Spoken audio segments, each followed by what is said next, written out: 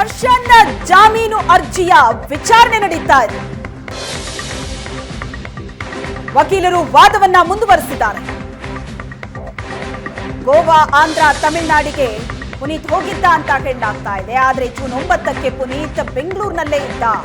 June 11ಕ್ಕೆ Puneeth ಕೆಲಸಕ್ಕೆ ಬಂದ. June 11ರಂದು ಎಲ್ಲಿದ್ದ ಪ್ರಶ್ನೆ ಮಾಡಿದ್ದಾರೆ. ತಮಿಳುನಾಡು, ಗೋವಾ, ಆಂಧ್ರಕ್ಕೆ ಹೋಗಿದ್ದ ಅಂತ ಹೇಳಿದ್ದಾರೆ. ಆದ್ರೆ ಜೂನ್ 9ಕ್ಕೆ ಪುನೀತ್ ಬೆಂಗಳೂರಿನಲ್ಲೇ ಇದ್ದ. ಸಿ ವಿ ನಾಗೇಶ್ ಪ್ರಶ್ನೆ ಮಾಡಿದ್ದಾರೆ. ಜೂನ್ 11ರಂದು ಟಿವಿ ನೋಡಿದಾಗ ವಿಷಯ ತಿಳಿತು ಅಂತ ಹೇಳಿದ್ದಾನೆ. ಕಬ್ಬಾಳುವಿಗೆ ಹೋಗಿದ್ದೆ ಅಂತ ಹೇಳಿದ್ದಾನೆ. ಹಾಗಿದ್ರೆ ಪುನೀತ್ ಎಲ್ಲಿ ಟಿವಿ ನೋಡ್ದ? ಇದು ಸಿ ವಿ ನಾಗೇಶ್ ಅವರ ಪ್ರಶ್ನೆ. ಪುನೀತ್ ವಿಚಾರವಾಗಿ ಪ್ರಶ್ನೆ ಎತ್ತಿದ್ದಾರೆ.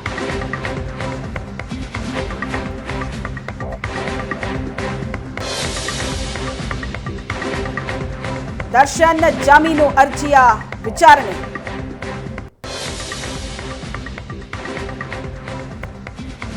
ವಕೀಲರು ವಾದ ಮುಂದುವರೆಸಿದ್ದಾರೆ. ದರ್ಶನ್ ಪರ ವಕೀಲ ಸಿ ವಿ ನಾಗೇಶ್ ವಾದ ಅಂತ್ಯ ಆಗಿದೆ.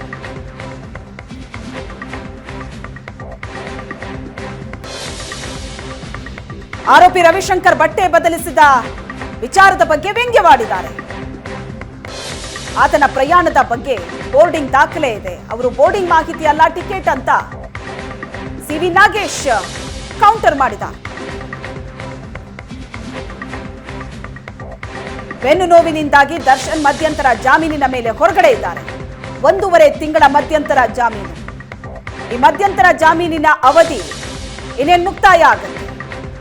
ಮಧ್ಯಂತರ ಜಾಮೀನಿನ ಅವಧಿ ಅಂತ್ಯದ ದಿನವೇ ದರ್ಶನ್ಗೆ ಸರ್ಜರಿ ಫಿಕ್ಸ್ ಆಗಿದೆ. ಈ ನಡುವೆ ದರ್ಶನ್ನ ಜಾಮೀನು ಅರ್ಜಿಯ ವಿಚಾರವಾಗಿ ವಾದ ಪ್ರತಿವಾದ ಜೋರಾಗಿ ನಡೆಯಿತು. ಸಿ ವಿ ನಾಗೇಶ್ ಹಲವು ಪ್ರಶ್ನೆಗಳನ್ನ ಎತ್ತಿದ್ದಾರೆ. ದರ್ಶನ್ ಪರ ವಕೀಲ ಸಿ ವಿ ನಾಗೇಶ್ ವಾದ ಈಗ ಮುಕ್ತಾಯ ಆಗಿದೆ. ಕೊಲೆ ಮಾಡಿದವರ ಫೋಟೋ ಪಡೆಯೋದಕ್ಕೆ ಬಟ್ಟೆ ಬದಲಾಯಿಸಿದ್ನ, ಚಿಟಿಕೆ ಹೊಡೆಯೋದ್ರಲ್ಲಿ ಬಟ್ಟೆ ಬದಲಾವಣೆ ಆಯ್ತಾ? ದರ್ಶನ್ ಪರ ವಕೀಲ ಸಿ ವಿ ನಾಗೇಶ್ ಮಾಡಿರುವಂತ ವಾದ ಇದು. ಪ್ರಕರಣದ ಆರೋಪಿ ಅವರ ಬಗ್ಗೆ ಚಾರ್ಜ್ ಶೀಟ್ ನಲ್ಲಿ ಹಾಕಿರುವಂತಹ ಡೀಟೇಲ್ಸ್ ಎಲ್ಲದರ ಬಗ್ಗೆ ಪ್ರಶ್ನೆ ಮಾಡ್ತಾ ಇದ್ದಾರೆ.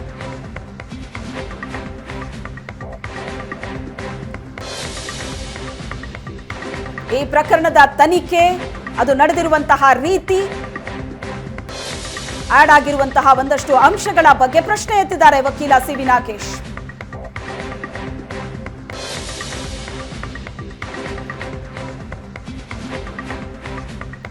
ದರ್ಶನ್ ಪರ ವಕೀಲರಾದ ಸಿ ವಿ ನಾಗೇಶ್ ವಾದ ಈಗ ಮುಕ್ತಾಯವಾಗಿದೆ.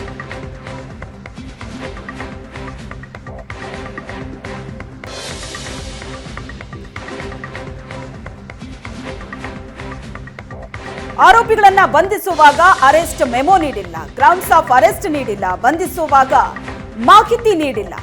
ಆರೋಪಿ ನಾಗರಾಜ್ ಪರ ವಕೀಲ ಸಂದೇಶ್ ಚೌಟ ವಾದ ಮಾಡ್ತಿದ್ದಾರೆ.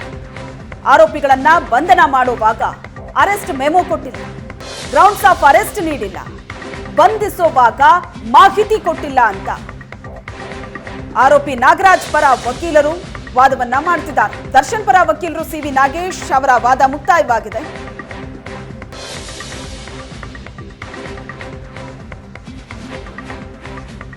ದರ್ಶನ್ ಸೇರಿದಂತೆ ಪ್ರಕರಣದ ಇನ್ನುಳಿದ ಆರೋಪಿಗಳ ಜಾಮೀನು ಅರ್ಜಿಯ ವಿಚಾರಣೆ ಕೂಡ ನಡೆದಿದೆ. ಈಗ ಆರೋಪಿ ನಾಗರಾಜ್ ಪರ ವಕೀಲ ಸಂದೇಶ್ ಚೌಟ ವಾದವನ್ನ ಮಂಡಿಸ್ತಾ ಇದ್ದಾರೆ. ದರ್ಶನ್ ಪರ ವಕೀಲ ಸಿ ವಿ ನಾಗೇಶ್ ಅವರ ವಾದ ಮುಕ್ತಾಯವಾಗಿದೆ.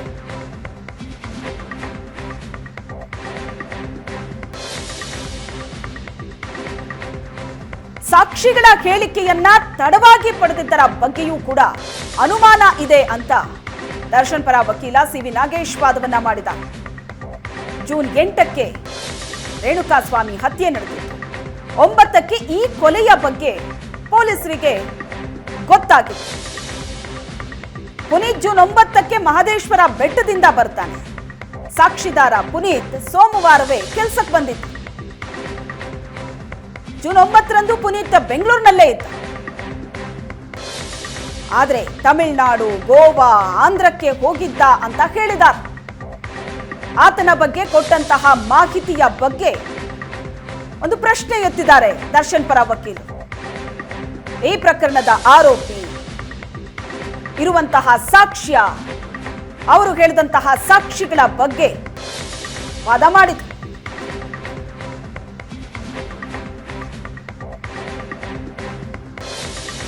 ದರ್ಶನ್ ಜಾಮೀನು ಅರ್ಜಿಯ ವಿಚಾರಣೆ ನಡೆದಿದ್ದು ಆದೇಶವನ್ನ ಕೋರ್ಟ್ ಕಾಯ್ದಿರಿಸಿದೆ. ದರ್ಶನ್ ಜಾಮೀನು ಅರ್ಜಿ ಮುಂದೂಡಿಕೆಯಾಗಿದೆ.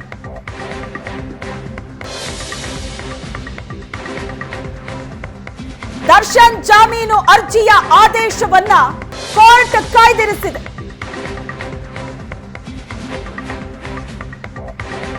ದರ್ಶನ್ ಜಾಮೀನು ಅರ್ಜಿಯ ವಿಚಾರಣೆ ಸುದೀರ್ಘವಾಗಿ ನಡೆದು ಈಗ ಹೈಕೋರ್ಟ್ ಆದೇಶವನ್ನ ಕಾಯ್ದಿರಿಸಿದೆ.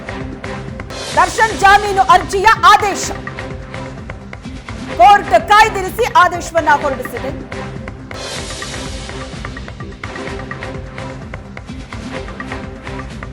ದರ್ಶನ್ ಜಾಮೀನು ಅರ್ಜಿ ವಿಚಾರಣೆ ಸುದೀರ್ಘವಾಗಿ ನಡೆಯಿತು. ವಾದ ಪ್ರತಿವಾದ ಜೋರಾಗಿ ಆಯಿತು. ಈಗ ಜಾಮೀನು ಅರ್ಜಿಯ ಆದೇಶ ಕೋರ್ಟ್ ಕಾಯ್ದಿರಿಸಿದೆ.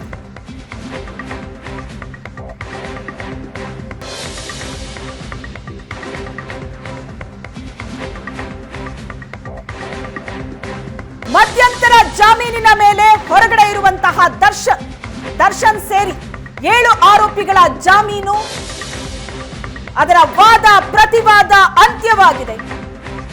ಆದೇಶ ಹೊರಗಡೆ ಬೀಳಬೇಕಿತ್ತು, ತೀರ್ಪು ಪ್ರಕಟ ಆಗಬೇಕಾಗಿತ್ತು. ಆದರೆ ಆದೇಶವನ್ನ ಹೈಕೋರ್ಟ್ ಕಾಯ್ದಿರಿಸಿದೆ.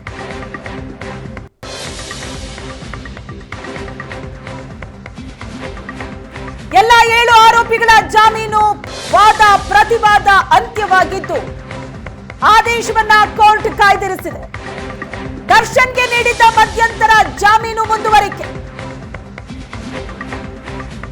ದರ್ಶನ್ಗೆ ನೀಡಿದ್ದಂತಹ ಮಧ್ಯಂತರ ಜಾಮೀನು ಮುಂದುವರಿಕೆ ಆಗಿದ್ದು ತಾತ್ಕಾಲಿಕ ರಿಲೀಫ್ ಇದು ದರ್ಶನ್.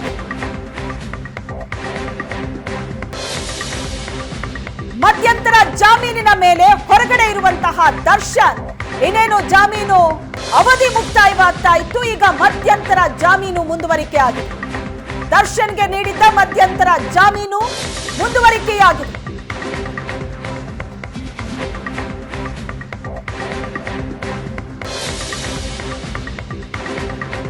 ದರ್ಶನ್ಗೆ ನೀಡಿದ್ದ ಮಧ್ಯಂತರ ಜಾಮೀನಿನ ಅವಧಿ ವಿಸ್ತರಣೆಯಾಗಿದೆ. ಇದು ದರ್ಶನ್ಗೆ ತಾತ್ಕಾಲಿಕ ರಿಲೀಫ್ ಇದು.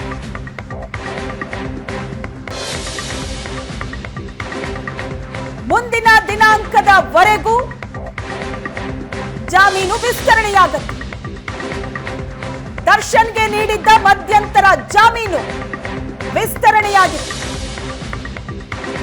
ಜಾಮೀನು ಅರ್ಜಿಯ ವಾದ ಪ್ರತಿವಾದ ಮುಕ್ತಾಯವಾಗಿದ್ದು ಈ ಆದೇಶವನ್ನ ಕೋರ್ಟ್ ಕಾಯ್ದಿರಿಸಿದೆ. ಇದರ ಜೊತೆಗೆ ದರ್ಶನ್ ಮಧ್ಯಂತರ ಜಾಮೀನು ಈ ಅವಧಿ ಇನ್ನೇನು ಮುಕ್ತಾಯ ಆಗ್ತಾ ಇತ್ತು. ಈಗ ಜಾಮೀನು ಅವಧಿ ಮುಂದುವರೆದಿದೆ. ಡಿಸೆಂಬರ್ 11ಕ್ಕೆ ಮುಗಿಬೇಕಾಗಿತ್ತು. ಈಗ ಹೈಕೋರ್ಟ್ ತೀರ್ಪು ಬರೋ ತನಕವೂ ಮಧ್ಯಂತರ ಜಾಮೀನಿನ ಅವಧಿ ವಿಸ್ತರಣೆಯಾಗುತ್ತೆ. ಇವತ್ತು ಡಿಸೆಂಬರ್ 9. ಡಿಸೆಂಬರ್ 11ಕ್ಕೆ ದರ್ಶನ್ ಮಧ್ಯಂತರ ಜಾಮೀನಿನ ಅವಧಿ ಮುಗಿಯುತ್ತೆ. ದರ್ಶನ್ಗೆ ನೀಡಿದ್ದಂತಹ ಮಧ್ಯಂತರ ಜಾಮೀನಿನ ಅವಧಿ ವಿಸ್ತರಣೆಯಾಗಿದೆ. ಇವತ್ತು 9ನೇ ತಾರೀಕು 11ಕ್ಕೆ ದರ್ಶನ್ನ ಮಧ್ಯಂತರ ಜಾಮೀನಿನ ಅವಧಿ ಮುಕ್ತಾಯವಾಗುತ್ತೆ. ಆದ್ರೆ ಈಗ ಮಧ್ಯಂತರ ಜಾಮೀನು ಮುಂದುವರೆದಿದೆ. ಇದು ದರ್ಶನ್ಗೆ ತಾತ್ಕಾಲಿಕ ರಿಲೀಫ್. ಹೈಕೋರ್ಟ್ ದರ್ಶನ್ಗೆ ತಾತ್ಕಾಲಿಕ ರಿಲೀಫ್ ಅನ್ನ ಕೊಟ್ಟಿದೆ. 1.5 ತಿಂಗಳ ಮಧ್ಯಂತರ ಜಾಮೀನು. ನಾಳೆ ಅಲ್ಲ ನಾಡಿದ್ದು ಮಧ್ಯಂತರ ಜಾಮೀನಿನ ಅವಧಿ ಮುಕ್ತಾಯವಾಗ್ತಾ ಇತ್ತು. ದರ್ಶನ್ ಬೆನ್ನು ನೋವಿನ ಶಸ್ತ್ರಚಿಕಿತ್ಸೆಗಾಗಿ ಮಧ್ಯಂತರ ಜಾಮೀನನ್ನ ಪಡ್ಕೊಂಡು ಹೊರಗಡೆ ಬಂದಿದೆ. ಆದ್ರೆ ಇನ್ನು ದರ್ಶನ್ಗೆ ಸರ್ಜರಿ ಆಗಿದೆ. ದರ್ಶನ್ ಪರ ವಕೀಲರು ಕೋರ್ಟಿಗೆ ಕೊಟ್ಟ ಮಾಹಿತಿಯ ಪ್ರಕಾರ ದರ್ಶನ್ ಬಿಪಿ ಫ್ಲಕ್ಚುಯೇಷನ್ ಆಗ್ತಾ ಇದೆ, ಹಾಗಾಗಿ ಸರ್ಜರಿ ಆಗ್ತಾ ಇಲ್ಲ. ಇವತ್ತು ಸಹ ಕೋರ್ಟ್ನಲ್ಲಿ ಜಡ್ಜ್ ಆ ಪ್ರಶ್ನೆ ಮಾಡ್ತಾರೆ. ದರ್ಶನ್ ಸರ್ಜರಿ ಆಗತ್ತೆ ಅಂತ ಹೇಳಿದ್ರೆ ಇನ್ನೂ ಆಗಿಲ್ಲ. ಆಗ ವಕೀಲರು ಹೇಳೋದು ಅದ್ರ ಬಗ್ಗೆ ನಾನು ಹೇಗೆ ನಿರ್ಧಾರ ಮಾಡೋಕ್ಕಾಗತ್ತೆ, ದರ್ಶನ್ನ ಟ್ರೀಟ್ ಮಾಡ್ತಾ ಇರುವಂತಹ ವೈದ್ಯರು ಅದ್ರ ಬಗ್ಗೆ ಸ್ಪಷ್ಟನೆ ಕೊಡಬೇಕು ಅಂತ. ಫೈನಲಿ 11ಕ್ಕೆ ದರ್ಶನ್ಗೆ ಸರ್ಜರಿ ಅನ್ನೋದು ಫಿಕ್ಸ್ ಆಗುತ್ತೆ. ಅದೇ ದಿನ ಅವರ ಜಾಮೀನು ಅವಧಿ ಕೂಡ ಮುಕ್ತಾಯವಾಗುತ್ತೆ. ಅದೇ ದಿನ ಸರ್ಜರಿ ಆದ್ರೆ ಮತ್ತೊಂದಷ್ಟು ವಿಶ್ರಾಂತಿ ಅಂತ ದರ್ಶನ್ಗೆ ಸಮಯ ಕೊಡ್ಲೇಬೇಕು. ಈಗ ಮಧ್ಯಂತರ ಜಾಮೀನು ವಿಸ್ತರಣೆ ಆಗಿದೆ. ಇದು ದರ್ಶನ್ಗೆ ತಾತ್ಕಾಲಿಕ ರಿಲೀಫ್. ಇದು ಸರ್ಜರಿಯ ನಂತರ ಒಂದಷ್ಟು ವಿಶ್ರಾಂತಿಗೋಸ್ಕರ ಕಾಲಾವಕಾಶ ಬೇಕಿತ್ತು. ಕೋರ್ಟಿನ ಮುಂದಿನ ಆದೇಶದ ತನಕ ಮಧ್ಯಂತರ ಜಾಮೀನು ವಿಸ್ತರಣೆ. ಈ ಬಗ್ಗೆ ಹೆಚ್ಚಿನ ಡೀಟೇಲ್ಸ್ ಕೊಡ್ತಾರೆ ನಮ್ಮ ಪ್ರತಿನಿಧಿ ರಮೇಶ್ ಸಂಪರ್ಕದಲ್ಲಿದ್ದಾರೆ. ರಮೇಶ್, ಇದೇ ಲೆಕ್ಕಾಚಾರ ಮುಂಚೆಯಿಂದನೂ ಇದ್ದಿದ್ದು. ಈಗ 11ನೇ ತಾರೀಕು ಅವರ ಮಧ್ಯಂತರ ಜಾಮೀನು ಮುಕ್ತಾಯ ಆಗತ್ತೆ. ಸರ್ಜರಿ ಯಾವಾಗ ಅಂತ 11ಕ್ಕೆ ಸರ್ಜರಿ ಅಂದ್ರೆ ವಿಶ್ರಾಂತಿ ಮತ್ತೊಂದಷ್ಟು ದಿನ ಬೇಕು. ಈಗ ಫೈನಲಿ ಕೋರ್ಟ್ ಮಧ್ಯಂತರ ಜಾಮೀನು ವಿಸ್ತರಣೆ ಮಾಡಿದೆ ಮುಂದಿನ ಆದೇಶದ ತನಕ. ಓವರ್ ಆಲ್ ದರ್ಶನ್ನ ರೆಗ್ಯುಲರ್ ಬೇಲ್ ಮತ್ತು ಮಧ್ಯಂತರ ಜಾಮೀನು ಅರ್ಜಿ ಏನ್ ನಡೀತು ಕೋರ್ಟ್ ಅಲ್ಲಿ? ಇವತ್ತು ದರ್ಶನ್ ಸೇರಿ ಒಟ್ಟು 7 ಜನ ಆರೋಪಿಗಳು ಸಲ್ಲಿಸಿದಂತ ಜಾಮೀನು ಅರ್ಜಿಗಳ ವಿಚಾರಣೆ ನಡೀತು. ಅದರಲ್ಲಿ ವಿಶೇಷವಾಗಿ ಇವತ್ತು ದರ್ಶನ್ಗೆ ನೀಡಿದಂತ ಮಧ್ಯಂತರ ಜಾಮೀನಿನ ಅವಧಿನ 2 ದಿನದಲ್ಲಿ ಮುಕ್ತಾಯ ಆಗ್ತಾರೆ. ಡಿಸೆಂಬರ್ 11ಕ್ಕೆ ಮುಕ್ತಾಯ ಆಗುತ್ತೆ. ಹಾಗಾಗಿ ಅದನ್ನ ವಿಸ್ತರಣೆ ಮಾಡಬೇಕು ಅಂತ ಹೇಳಿ ದರ್ಶನ್ ಪರ ವಕೀಲರು ಒಂದು ಅರ್ಜಿಯನ್ನ ಸಲ್ಲಿಸಿದ್ರು. ಕಳೆದ ಶುಕ್ರವಾರ ವಿಚಾರಣೆ ನಡೀತು. ಇವತ್ತು ಕೂಡ ವಿಚಾರಣೆ ನಡೆಸುವ ಸಂದರ್ಭದಲ್ಲಿ ಸಿ.ವಿ. ನಾಗೇಶ್ ಅವರು ಒಂದು ಮನವಿಯನ್ನ ಮಾಡ್ಕೊಳ್ತಾರೆ. ಆದ್ರೆ ಅವರಿಗೆ ಈಗೇನು ಸರ್ಜರಿಗೋಸ್ಕರನೇ ಎಂಟ್ರಿ ಬೆಲ್ ತೆಗೆದುಕೊಂಡಿದ್ರು ಕೂಡ, ಅಂದ್ರೆ ಸರ್ಜರಿಯನ್ನ ಮಾಡುವಂತದ್ದು ಯಾವಾಗ ಮಾಡ್ಬೇಕು ಅನ್ನೋದನ್ನ ವೈದ್ಯರು ನಿರ್ಧಾರ ಮಾಡ್ತಾರೆ. ಅದಕ್ಕೆ ಸಂಬಂಧಪಟ್ಟಂತೆ ತಯಾರಿಗಳು ನಡೀಬೇಕು. ಅದನ್ನ ಹೊರತುಪಡಿಸಿದ್ರೆ ಬೇರೆ ಯಾವುದೇ ರೀತಿಯಾದ ಬೇಲ್ ಕಂಡೀಷನ್ಸ್ ಅನ್ನ ಅವರು ಉಲ್ಲಂಘನೆ ಮಾಡಿಲ್ಲ. ಆದ್ರೆ ವೈದ್ಯರು ಅದಕ್ಕೆ ಸಂಬಂಧಪಟ್ಟ ಸ್ಟಿರಾಯ್ಡ್ಸ್ ಅನ್ನ ಕೊಡುವಂತದ್ದಾಗ್ಲಿ, ಬೇರೆ ಬೇರೆ ಫಿಸಿಯೋಥೆರಪಿ ಮಾಡುವಂತದ್ದು ಎಲ್ಲವೂ ಕೂಡ ಕಂಟಿನ್ಯೂ ನಡೀತಾ ಇದೆ. ಹೀಗೆ ಇರುವಂತ ಮಾಹಿತಿ ಪ್ರಕಾರ ಡಿಸೆಂಬರ್ 11ನೇ ತಾರೀಕು ಅವರು ಸರ್ಜರಿಗೆ ಅಷ್ಟು ತಯಾರಿಗಳನ್ನ ಮಾಡ್ಕೊಂಡಿದ್ದಾರೆ ಅನ್ನುವಂತ ಮಾಹಿತಿಗಳು ಇದೆ ಅನ್ನುವಂಥದ್ದನ್ನ ಹೇಳ್ತಾರೆ. ಅಂದ್ರೆ 11ನೇ ತಾರೀಕು ಸರ್ಜರಿ ಆಗುತ್ತೆ ಅನ್ನುವಂತ ಮಾಹಿತಿಯನ್ನ ಸಿ.ವಿ. ನಾಗೇಶ್ ಅವರು ಕೊಡ್ತಾರೆ. ಅದರ ಜೊತೆಗೆ ಇನ್ನು ಬೇಲ್ ಪಿಟಿಷನ್ ಸಂಬಂಧಪಟ್ಟಂತೆ ಸುದೀರ್ಘವಾದ ವಾದ ಮುಕ್ತಾಯ ಆಯಿತು. ಅಂತಿಮವಾಗಿ ನ್ಯಾಯಾಧೀಶರು ರೆಗ್ಯುಲರ್ ಬೇಲ್ ನ ಆದೇಶವನ್ನ ಕಾಯ್ದಿರಿಸಿದ್ರು. ಆ ಸಂದರ್ಭದಲ್ಲಿ ಮಧ್ಯಂತರ ಜಾಮೀನಿಗೆ ಸಂಬಂಧಪಟ್ಟಂತೆ ಕೇಳಿದ ಸಂದರ್ಭದಲ್ಲಿ ಫರ್ದರ್ ಆರ್ಡರ್ ವರೆಗೂ ಕೂಡ ಈ ಇಂಟ್ರಿಮ್ ಬೇಲ್ ನ ಎಕ್ಸ್ಟೆಂಡ್ ಮಾಡ್ತೀವಿ ಅನ್ನುವಂಥದ್ದು. ರೆಗ್ಯುಲರ್ ಬೇಲ್ ಪಿಟಿಷನ್ ಗಳ ಒಂದು ಆದೇಶವನ್ನ ಕಾಯ್ದಿರಿಸಿರೋದು ಅದು ಅನ್ಡೇಟೆಡ್ ಇದೆ. ಅಂದ್ರೆ ಈ ವಾರಾಂತ್ಯ ಅಥವಾ ಮುಂದಿನ ವಾರಕ್ಕೆ ಅಂತಿಮ ಅಂದ್ರೆ ರೆಗ್ಯುಲರ್ ಬೇಲ್ ಪಿಟಿಷನ್ ಆದೇಶ ಬರುವಂತದ್ದು. ಅಲ್ಲಿಯವರೆಗೂ ಕೂಡ ಮಧ್ಯಂತರ ಜಾಮೀನಿನ ಅವಧಿಯನ್ನ ವಿಸ್ತರಣೆ ಮಾಡಿರುವಂತದ್ದು ದರ್ಶನ್ಗೆ ಒಂದು ದೊಡ್ಡ ರಿಲೀಫ್ ಅಂತಾನೆ ಹೇಳ್ಬೋದು. ಯಾಕಂದ್ರೆ ಈಗ ಸರ್ಜರಿಗೆ ಒಂದ್ ಕಡೆ ಏನು ತಯಾರಿ ನಡೀತಾ ಇದೆ ಅಂತೇಳಿ ಅವ್ರ ಪರ ವಕೀಲರು ಮಾಹಿತಿ ಕೊಟ್ಟಿರೋದ್ರಿಂದ ಸರ್ಜರಿ ಮಾಡಿಸ್ಕೊಳ್ಳುವಂತದನ್ನ ಅವ್ರು ನಿರ್ಧಾರ ಮಾಡಿದ್ರೆ ಸರ್ಜರಿ ಆಗಬಹುದು. ಅದಕ್ಕೆ ಸಂಬಂಧಪಟ್ಟಂತೆ ಪ್ರಕ್ರಿಯೆಗಳು ನಡೀತದೆ. ಸೊ ಅಲ್ಲಿ ಕೂಡ ಒಂದು ಸಿ.ವಿ. ನಾಗೇಶ್ ಹೇಳೋದ್ ಪ್ರಕಾರ ಸರ್ಜರಿ ಯಾವಾಗ ಮಾಡಬೇಕು, ಅದಕ್ಕೆ ಸಂಬಂಧಪಟ್ಟಂತೆ ಅನಸ್ತೇಷಿಯಾ, ಜನರಲ್ ಅನಸ್ತೇಷಿಯಾದವರು ಒಂದಷ್ಟು ಇನ್ವೆಸ್ಟಿಗೇಷನ್ಸ್ ಅದ್ರಲ್ಲಿ ನಡೀತಾ ಇದೆ. ಅದಕ್ಕೆ ಸಂಬಂಧಪಟ್ಟಂತೆ ಬಾಡಿನ ತಯಾರಿ ಮಾಡ್ಕೊಳ್ಬೇಕು.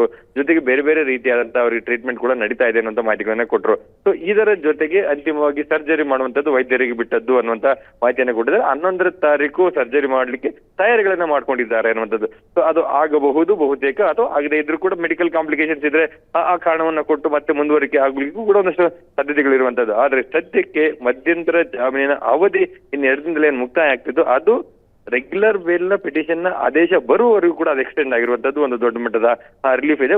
ಅಲ್ಲಿ ರೆಗ್ಯುಲರ್ ಬೇಲ್ ಪಿಟಿಷನ್ ಆದೇಶ ಬರುವ ಸಂದರ್ಭದಲ್ಲಿ ಒಂದು ವೇಳೆ ಅವರಿಗೆ ಬೇಲ್ ಸಿಕ್ಕಿದ್ದೇ ಆದಲ್ಲಿ ಈ ಏನು ಆಪರೇಷನ್ ಸಂಬಂಧಪಟ್ಟಂತೆ ಚಿಕಿತ್ಸೆಗಳಿಗೆ ಅವರು ಫುಲ್ ಲಿಬರ್ಟಿಯನ್ನ ದರ್ಶನ್ ಪಡ್ಕೊಳ್ತಾರೆ. ಒಂದು ವೇಳೆ ಏನಾದ್ರು ಅರ್ಜಿ ವಜಾ ಆಗಿದ್ದೆ ಅದರಲ್ಲಿ ಅವತ್ತು ದರ್ಶನ್ ಮತ್ತೆ ಜೈಲ್ಗೆ ಹೋಗ್ಬೇಕಂತ ಅನಿವಾರ್ಯತೆ ಎದುರಾಗುವಂತ ಸಾಧ್ಯತೆಗಳಿದೆ. ಓಕೆ, ಥ್ಯಾಂಕ್ ಯು ರಮೇಶ್ ನಿಮ್ಮೆಲ್ಲ ಡೀಟೇಲ್ಸ್ಗೆ. ಡಿಸೆಂಬರ್ 11ಕ್ಕೆ ದರ್ಶನ್ ಮಧ್ಯಂತರ ಜಾಮೀನಿನ ಅವಧಿ ಮುಕ್ತಾಯವಾಗಿದೆ.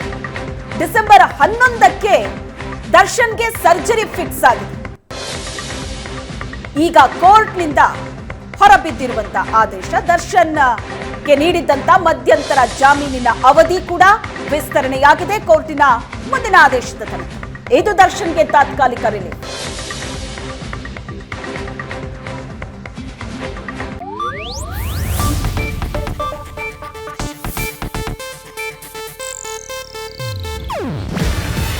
ಇದು ಏಷ್ಯಾನೆಟ್ ನ್ಯೂಸ್ ನೆಟ್ವರ್ಕ್ ಪ್ರಸ್ತುತಿ.